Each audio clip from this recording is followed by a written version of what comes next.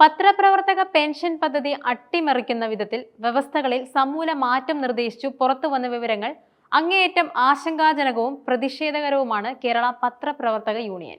ചട്ടഭേദഗതി പഠിക്കാൻ സർക്കാർ നിയോഗിച്ച ഉപസമിതിയെ പോലും നോക്കുകുത്തിയാക്കിയാണ് ചില ഉദ്യോഗസ്ഥർ ചേർന്ന് പദ്ധതി പൊളിച്ചെഴുതാൻ നീക്കം നടത്തുന്നത്.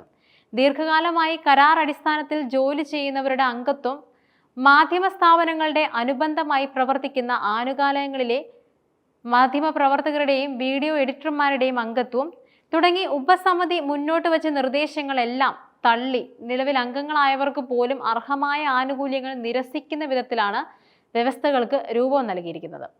പൂർണ്ണ പെൻഷന് 35 വർഷം സർവീസ് വേണമെന്ന നിർദ്ദേശം ഫലത്തിന് ഏതാണ്ട് മുഴുവൻ പേരെയും പദ്ധതിക്ക് വെളിയിലാക്കും. അർഹരായ ആളുകൾക്ക് പെൻഷൻ പദ്ധതി അംഗത്വം നിഷേധിക്കുമ്പോൾ തന്നെ വിദേശങ്ങളിലും ഇതര സംസ്ഥാനങ്ങളിലും ഇറങ്ങുന്ന മാധ്യമങ്ങളിലെയും കേബിൾ ടിവിയിലെയും ഓൺലൈനുകളിലെയും ഒക്കെ ജീവനക്കാരെ ഉൾപ്പെടുത്താൻ നിർദ്ദേശിക്കുന്നത് പദ്ധതിയുടെ അന്തസത്ത തന്നെ ചോദ്യം ചെയ്യുന്ന നീക്കമാണ്.